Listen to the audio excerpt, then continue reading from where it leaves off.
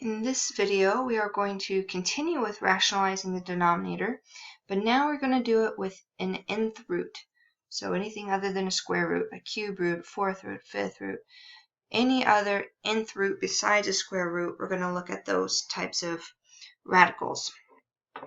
In this first example, I have the cube root of 2 divided by 25. Again, nothing within that fraction can be simplified. So I move on to try to rationalize. 25 is the same thing as 5 times 5, right? So I have a square in the denominator. What I need is a cube. So what do I have to add to this to make it a perfect cube? If I already have 2, I need to add one more 5. Again, if I'm going to add it, it has to have the same index. So I'm going to multiply by the cube root of 5 to the denominator. And whatever I do to the denominator, I have to do the exact same thing to the numerator. Now we can multiply that out. And I'm going to go ahead and separate these, which maybe I should have done from the beginning, but I will put the cube root. I have a cube root of 2 times the cube root of 5 will give me the cube root of 10, right? They have the same index. Divided by, now I have in the denominator the cube root of 5 cubed, because now I have 3. 1, 2, 3 5s being multiplied, 5 cubed. And I'll simplify. Cube root of 10 divided by the cube root of 5 cubed is 5. That's as far as you can go. Again, don't try to divide out the 5 and 10 here, because the 10 is under a radical, the 5 is not. I want you to try the one on the right.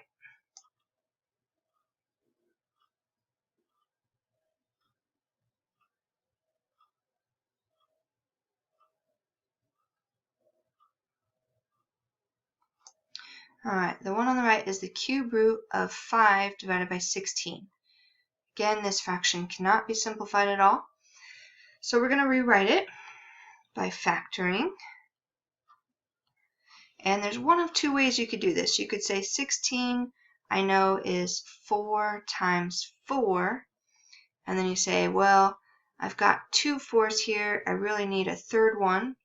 Or if you factored it all the way, 2 times 8, 2 times 4, 2 times 2. You might have rewritten it this way, where you've got 2 to the 4th power. So it really depends on how you started with. Did you start with that 16 as a perfect square, or did you factor that 16 all the way down? So if you treated it as just 4 times 4, you would say, well, I need a third 4 to be able to take the cube root. So we're going to multiply the numerator and denominator by the cube root of 4. And get, this is the cube root of 5 times the cube root of 4 would give me the cube root of 20 over the cube root of 4 cubed. And the cube root of 4 cubed is just 4. Now, that 20 is made up of 2 times 2 times 5. There's no perfect cubes in there. This would be as far as you can go. Or, if you tried it the other way, it just really depends on how far you factored it. This would be 2 to the 4th power. Now, 2 to the 4th can actually be simplified here a little bit. You could either choose to take out the 3 2's, because I have a cube root. There's 4 here. I could take out 3. Or you could say, what do I need to add to get it to something divisible by 3? So we want that exponent to be divisible by 3 to be able to take a cube root. Again, it really depends on which way your brain was thinking at the time. There's not one way that's more right over the other. So I'm going to go ahead and simplify this just because that's what we did in the previous video, I would have the cube root of 5 divided by, I have 2 cubed times 2, right? That would be 8 times 2 would give me back to the 16. 3 2's plus 1 more gives me 4. The cube root of 2 cubed would come out as a 2. And then I would still have the cube root of 1 2 left over. Well, now I have 1 2, but I need 3 2's. So I have to add 2 more. So I'm going to multiply the numerator and denominator by the cube root of 2 times 2, right? I need 3 2's. I have 1, I need 2 more.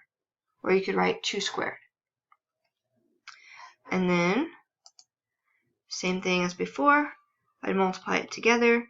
Now I have the cube root of 5 times 2 times 2, which is the 20, and the cube root of, 2 times the cube root of 2 times 2 times 2, which is 2 cubed.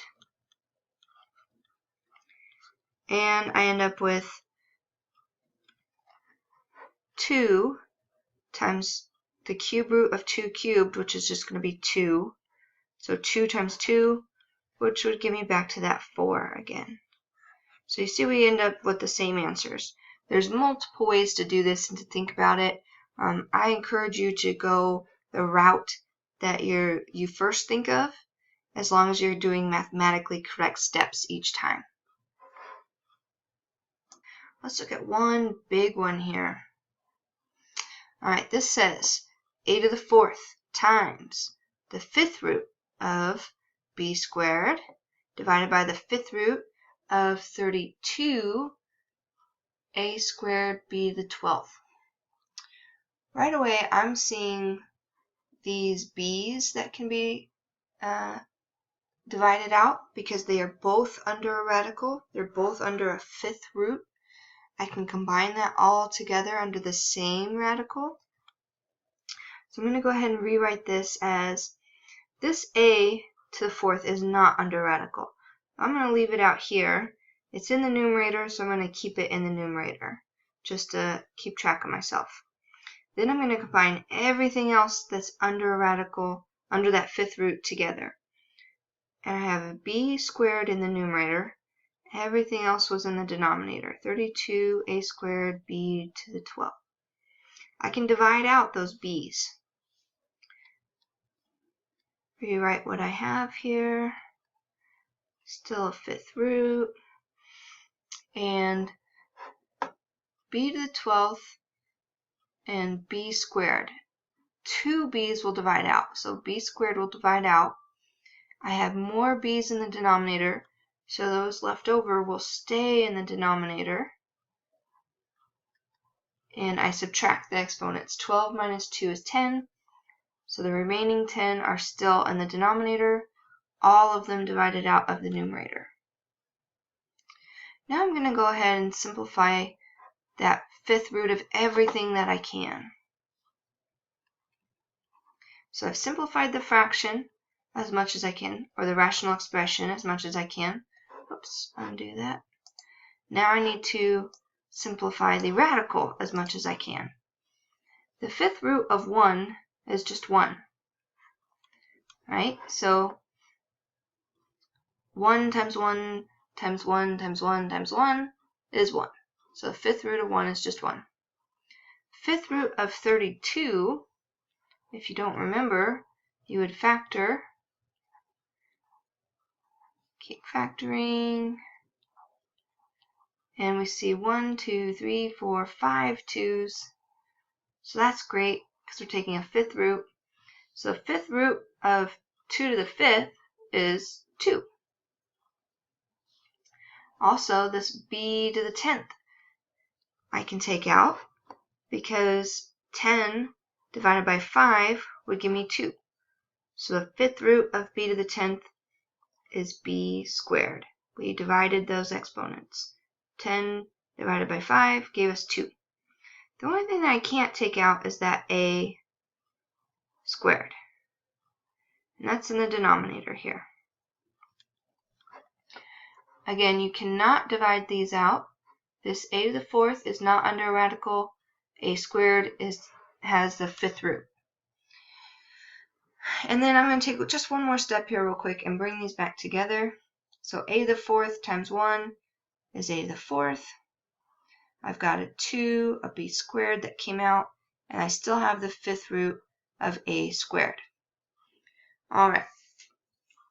So all that work here, and I still have this radical. So I simplified the rational expression. I simplified the radicals as much as I could. I still have this fifth root of a squared. Now, to get rid of this, I have to think about a fifth root. I need something to the fifth power. So what do I have to multiply by to make a squared a to the fifth power? I have to keep the same index, so it's still going to be multiplied by the fifth root of, did you guess it? A cubed, right? I have 2 a's here. I need 3 more to be able to take the fifth root.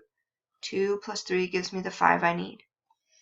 Whatever I do to the denominator, I have to do the same thing to the numerator. Exact same thing. Now let's see what we have. I have a to the fourth times the fifth root of a cubed. Can't bring those together. One's under a radical, one's not. And 2b squared times the fifth root of now a to the fifth. Right? 2 plus 3 is 5. And hopefully I did all that right, so I can get rid of that radical in the denominator. I'll have the 2, the b squared, and the fifth root of a to the fifth is a. Now I have to take it one last step, because I have an a to the fourth outside of the radical and an a outside of the radical. These can now be simplified. A to the fourth divided by a. We subtract the exponents. 4 minus 1 is 3. A cubed times the fifth root of a cubed all over 2b squared, because these divided out. And there you have it. So that one was a long one. I've kind of broken it down into smaller problems for you guys. Go ahead and try these 3 problems on the right hand side.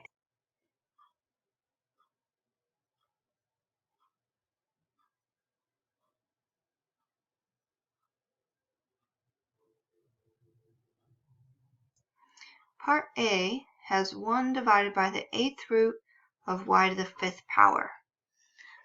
So if we're taking 8th root, that means we need something to the 8th power to be able to take it out. I need the 8th root of y to the 8th. So to make that happen, I have to add 3 more y's. So y cubed. And it still has to be the 8th root here, because they have to have the same index to be able to bring them together through multiplication. Whatever I do in the denominator, I have to multiply by the exact same amount in the numerator to keep it equivalent.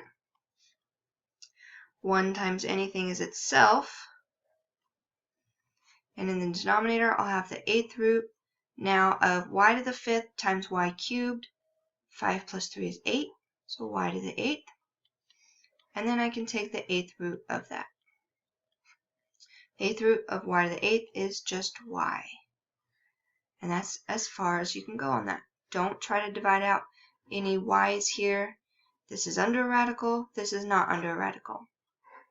Alright, this next part. I have x cubed y squared divided by the 6th root of x to the 5th y to the 4th.